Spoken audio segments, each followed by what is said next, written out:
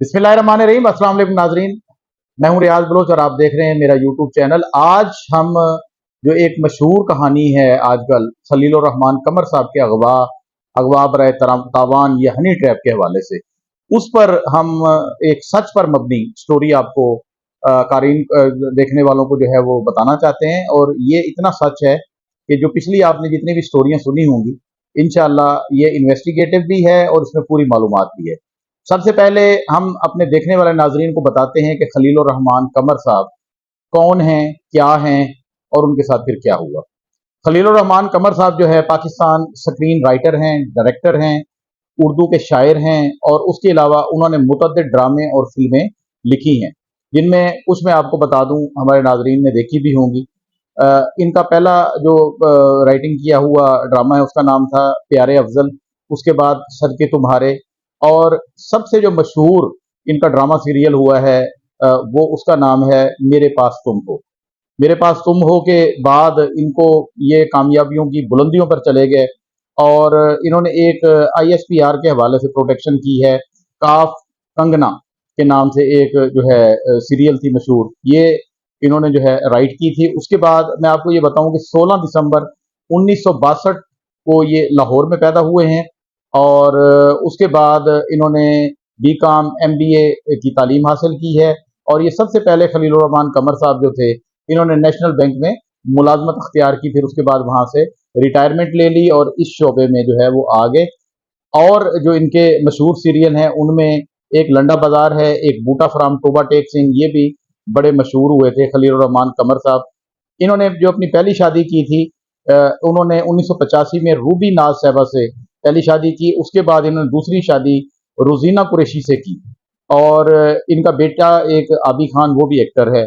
और 1995 में इन्होंने दस्तक और दरवाजा से अपने कैरियर का, ये समझ लें कि बेहतरीन कैरियर का जो है आगाज किया। और 1997 में इन्होंने एक फिल्म भी लिखी जिसका नाम था कर्ज। तो ये तकरीबन 2000 में एक और आया था ड्रामा या फिल्म, घर कब आओगे और तेरे प्यार में, ये मशहूर इनकी फिल्में हैं। अब हम आपको लिए चलते हैं जनाब, हम आपको बताते हैं स्टोरी के खलीलुर रहमान कमर साहब के साथ क्या हुआ। खलीलुर रहमान कहते हैं कि बुढ़ापे में बंदा अगर ठरकी ना मारे तो उसकी गुजरती नहीं है। ये कहानी जो अगवा बरए तावान है, हनी ट्रैप है, सारा कुछ है, इसका सिलसिला ठरकी से ही शुरू होता है। ये मैं आपको बड़े वसूख के साथ जो है वो बात कर रहा हूँ। ठरकी से मामला शुरू हुआ चूंकि खलीलुर रहमान कमर साहब की उम्र काफ़ी है और इस उम्र में अगर कोई नौजवान लड़की आपको लाइन देती है, सिग्नल मारती है, वैसे तो आपको पता है जिला रहीम यार खान के कच्चे के इलाके और सिंध के कश्मोर वगैरह, ये वो कच्चे के जो इलाके हैं, वहाँ पर हनी ट्रैप के कई मामलात हैं और वकूफ़ पजीर भी हो चुके हैं और उनके बारे में शऊर आगाही भी जो है वो पैदा हुई है। मुझे आज से कोई 10-12 साल पहले का वाकया याद आ रहा है खलीलुर रहमान कमर साहब के हवाले से कि लाहौर के एक ताजर थे, उनका जूतियों का बड़ा कारोबार था। तो उनकी समझ लें कि वो बारिश से, और काफ़ी उम्र थी उनके, 60 प्लस थी उनकी उम्र।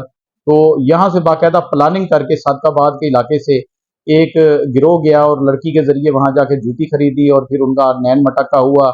बस चलते चलते एक दूसरे को नंबर की जो है वो दिया गया, लिया गया। उसके बाद वो फंसते फंसाते बात होते होते उस लड़की ने कहा जी मेरा बाप जो है वो जिम्मेदार है, लेकिन हमारे जो है वहाँ पे पाबंदी है, हम बाहर नहीं जा सकते, आप यहाँ आ जाओ, मैंने अपने वाले से बात कर ली है, आए और आप हक निकाह करके मुझे ले जाएं, लेकिन आए आप अकेले। तो वो साहब जो है लाहौर से चले और यहाँ पर आ गए, फिर यहाँ पर कैद रहे काफ़ी अरसा कैद रहने के बाद वो तकरीबन उस वक्त 40 से 45 लाख रुपया तावान देकर उनकी जान छूटी। और उनके अजीज़ कारब यहाँ जिला रहीम यार खान की तहसील खानपुर में थे, उन्होंने प्रेस कॉन्फ्रेंस की, वो मैंने खुद अटेंड की थी।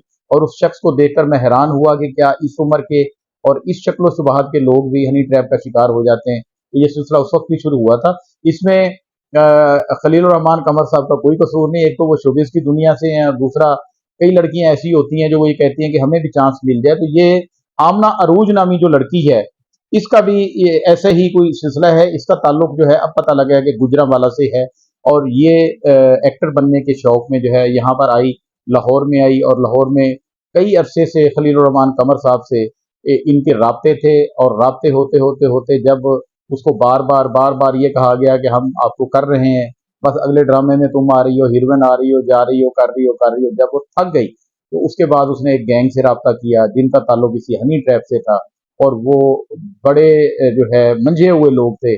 उस गैंग के साथ जब इस लड़की का रब्ता हुआ तो उन्होंने 3 घरों का इस्तेमाल किया। खलीलुर रहमान कमर साहब को सबसे पहले आज से कुछ अरसा पहले एक मकान पर बुलाया गया। उस मकान पर बाकायदा पहले सीसीटीवी कैमरे जो है और खुफिया कैमरे जो है वो नस्ब किए गए, और खलीलुर रहमान कमर साहब की वीडियोस और काबिल एतराज़ तस्वीर वगैरह जो है वो बनाई गई, और वो जिस हालत में भी थे और लड़की भी जिस हालत में थी वो रखा गया। फिर उसके बाद दूसरी मुलाकात मैनेज हुई, और उसके बाद वहाँ भी उसका उनके साथ ऐसे ही हुआ, उनकी सारी चीज़ें बनाई गई। ये तीसरा जो मकान आखिरी जो 15 जुलाई का वाक़या है, अभी 15 जुलाई का खलीलुर रहमान कमर साहब के साथ उनका रब्ता होता है, और उस लड़की ने तो अब अपने चैट्स भी जो है वो पुलिस को दे दी हैं, जो पुलिस ने अब अभी तक सामने नहीं लाए, रखे हुए हैं। या वीडियोज़ भी कुछ हमारे तक इतलात पहुँची हैं कि पुलिस के पास वीडियोज़ भी पहुँच गई हैं इस वक़ूए के हवाले से। इसका सारा पस मंज़र क्या है, इसका पीछे वाला मामला क्या था। तो ये 15/7 को रात 4:40 पर खलीलुर रहमान कमर साहब उस गैंग के एक हासिल किए गए बहरिया टाउन के एक फ्लैट में जाते हैं 4:40 पर, और उसके बाद जो है वो उसी खातून आमना अरूज जाके आगे उनका की मुंतजर होती है। वो दोनों बैठते हैं, कुछ ही देर में बेल पर जो है वो बेल होती है, और आमना कहती है कि डिलीवरी बॉय आया है, कोई पिज़्ज़ा वगैरह मैंने ऑर्डर किया था। उसके बाद ही 7 बंदे अंदर आ जाते हैं। 7 बंदे अंदर आ जाते हैं, उसके बाद उनसे जो है वो बार्गेनिंग और सारी चीज़ें शुरू हो जाती हैं। हौसले से भी लेस होते हैं वो बंदे।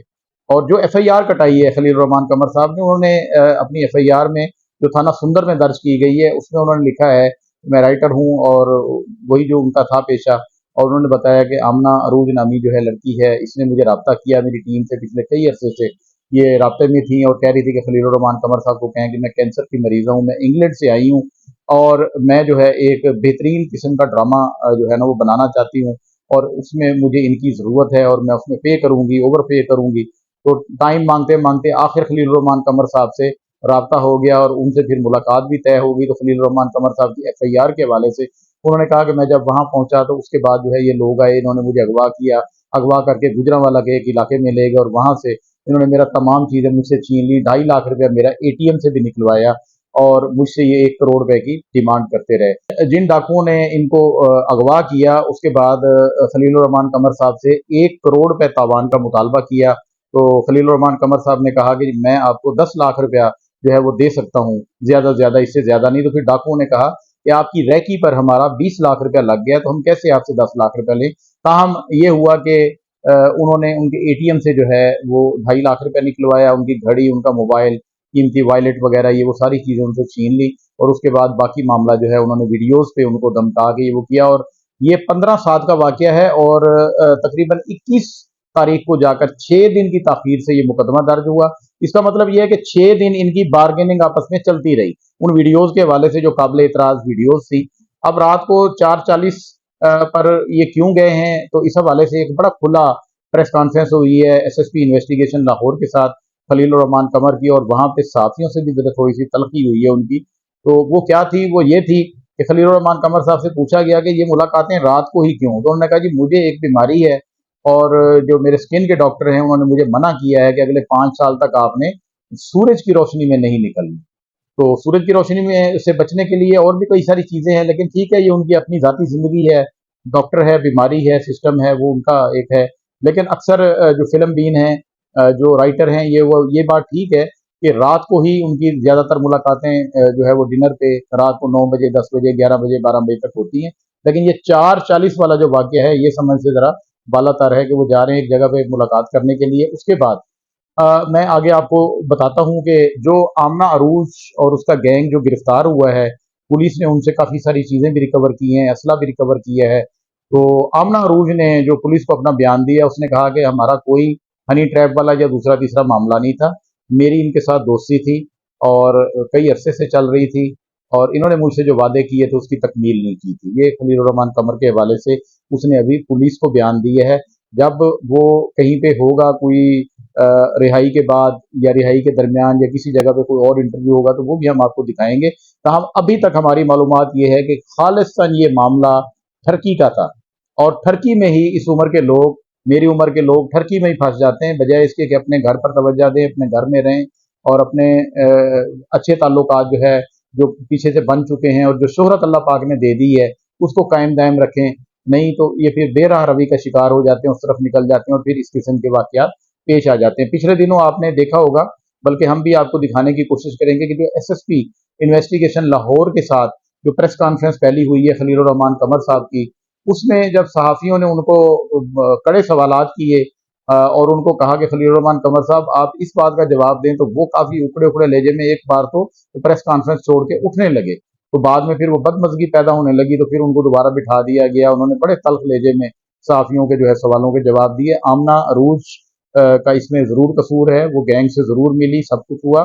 लेकिन एक बात यहाँ पर मैं एक कानूनी पॉइंट भी आपको बता दूं, जो एफआईआर में दफात थाना सुंदर पुलिस में जो दर्ज हुई हैं, लाहौर पुलिस ने जो लगाई हैं, वो दफात 365 ए या इस किस्म की वो लगाई गई हैं, अगवा बराए तावान ये वो।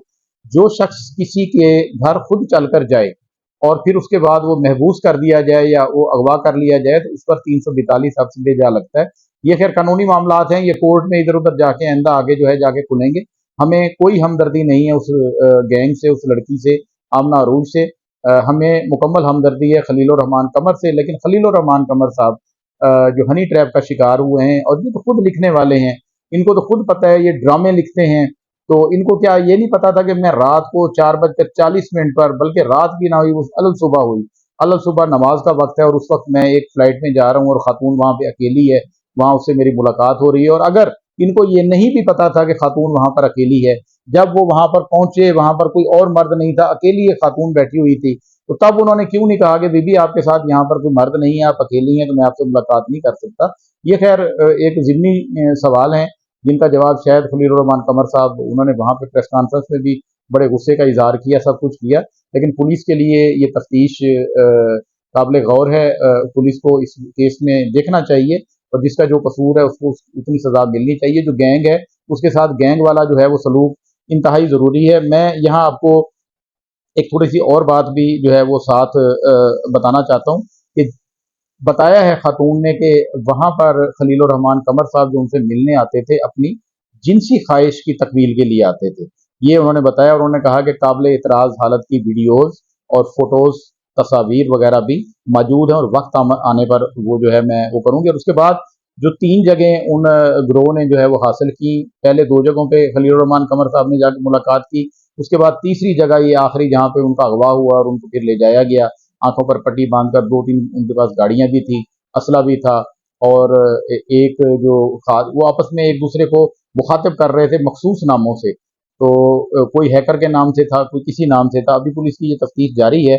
बहरहाल यहाँ पर हमें एक बात जो है वो मलूज़ खातिर रखनी चाहिए कि जो लोग अब ज़्यादा उम्र के हो चुके हैं, उनको ख़ास तौर पर कोई नौजवान लड़कियां या इस किस्म की खूबसूरत हसीनाएं जब अपने रवाबित और उनसे कोई गहरा कोई ख़ास वास्ता भी ना हो, वो रखना चाहें, तो ये समझ लें कि आप हनी ट्रैप की तरफ जा रहे हैं और आपके साथ कोई वाक़या पेश आने वाला है। और उसके बाद देखें क्या इज़्ज़त रही। आपको पता है औरत मार्च के हवाले से खलीलुर रहमान कमर साहब ने सरमद मारवी मेरे ख्याल में नाम था, उनके साथ काफ़ी उनका जो है वो मामला चला। और औरत मार्च के हवाले से जब ये फटा पड़ा, इनके बयान पर काफ़ी शोर बरपा हुआ, तो इन्होंने खासी जो है खलीलुर रहमान कमर साहब ने शोहरत हासिल की थी।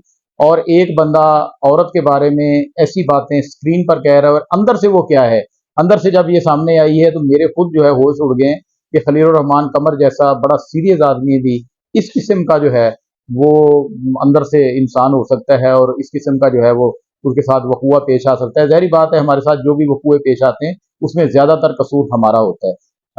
देखने वाले नाज़रीन अपना बहुत सा ख्याल रखिएगा।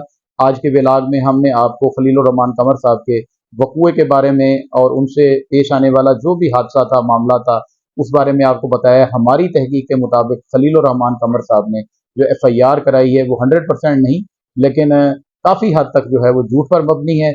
और उनके साथ जो वकूआ पेश आया इसे हम हनी ट्रैप का कह सकते हैं, लेकिन इसमें ठरकी का बड़ा किरदार है। ठरकपन जो है वो इंसान को कहीं का नहीं छोड़ता। हमारे साथ जुड़े रहिए। अगले अगले व्लॉग तक हमें इजाज़त दीजिए। अल्लाह हाफ़िज़।